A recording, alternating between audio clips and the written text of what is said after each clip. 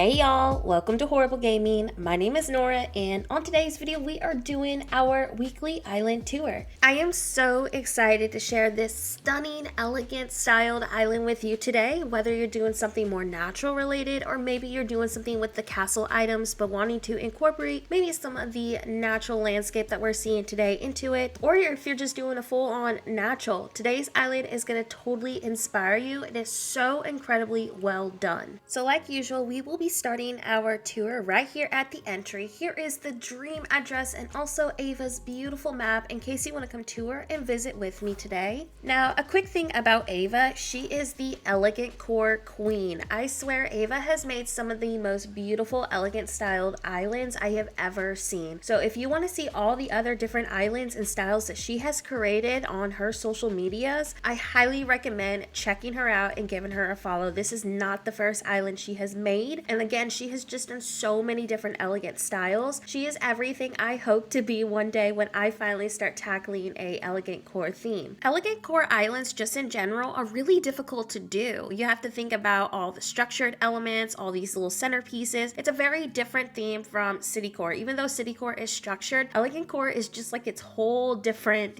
thing. I just struggle with that theme so much, but when you have creators like Ava that kind of give you that inspiration and kind of just guide you on how the theme should look, it seriously is such a huge help. I know for a fact when I finally tackle an Elegantcore island, I am going to be referring to Ava's videos and her content completely for that theme because I just struggle so much with the castle items. Anyways, we made our way through the entry and we are greeted with this really gorgeous little Castletown center. Kind of gives me like a shopping plaza sort of vibe, but I absolutely love how each shop kind of has like its own little centerpiece, and then we have a land bridge kind of dividing both of the shops in the distance, which we'll be checking out in a second. Now, I have talked about this in previous videos, but I so appreciate when people hide the nooks, cranny, and ables with the castle items to suit their, island theme. I still can't believe till this day we do not have more exterior updates. I mean, in the previous Animal Crossing games, we had so many options, but just imagine if there was like some elegant castle kind of themed shops that we could have used. It would have looked so incredible for themes like we are seeing today. So with all that being said, when people do these really creative exteriors to hide the original designs of these shops, it just blows me away every single time. So for today's island tour, I'm just gonna wander around because I love getting lost in everyone's beautiful islands. So I think we're just gonna go up towards where this land bridge is here. And of course, just like I mentioned earlier, I just love when we see these structured islands using also some natural elements. Now, even though this is an Elegantcore island, this land bridge today that we're seeing is such great inspo for a lot of great Animal Crossing themes. I mean, you could even use this idea to kind of introduce maybe a more rural style town transitioning into like a forest or something. So keep that in mind that when we tour islands like today, there's so many builds that can work for other themes with the appropriate code and decor swaps. But that's why I love doing island tours, because then we can talk about how these builds can work on different themes too. So I'm not sure if Ava's home is decorated, so I'll be skipping that, but we are going to make our way towards behind these castle towers, and we get greeted with this amazing little forced perspective with the moon item. This is so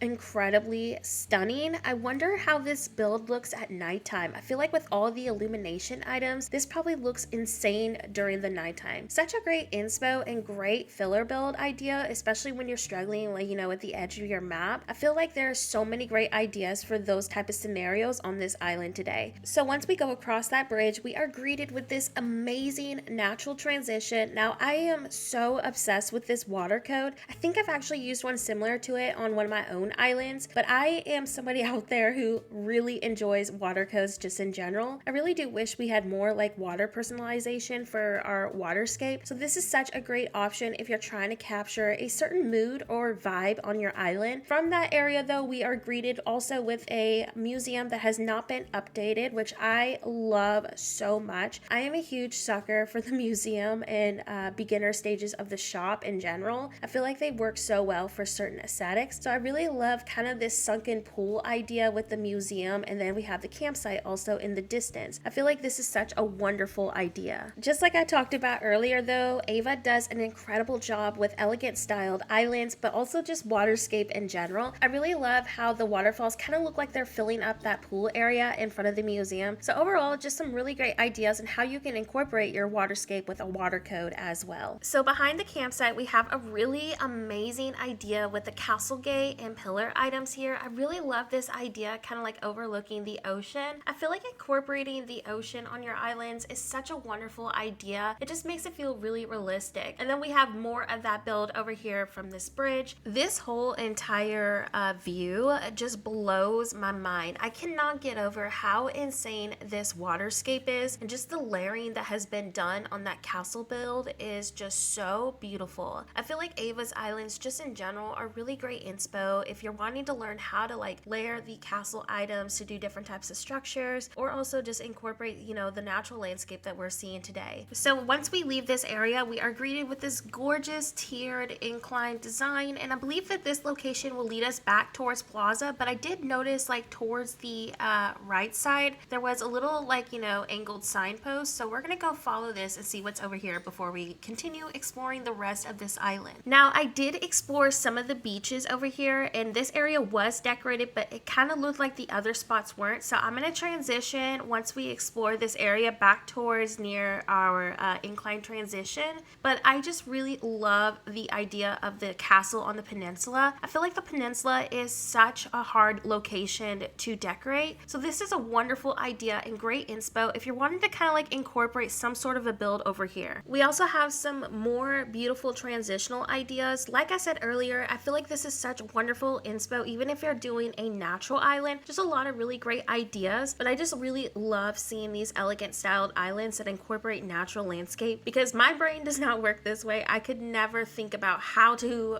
you know, build and design an island like we're seeing today. Something else I've been noticing is how insane the terraforming is throughout this island. There is so much unique terraforming going on. I don't know if y'all been following like our tour on the map, but I just could never figure out how to transition some of the terraform that we are seeing today. Ava has honestly done such an incredible job with that. I just love every little location, from the overlook by Abel's, from the plaza location. I mean, just everything on this island is beautifully done. So I believe that there is 3 locations left to explore on this island, but I'm gonna check out this little area by that land bridge real fast. I just love how peaceful every location on Ava's map has been, and I'm obsessed with this little gazebo area.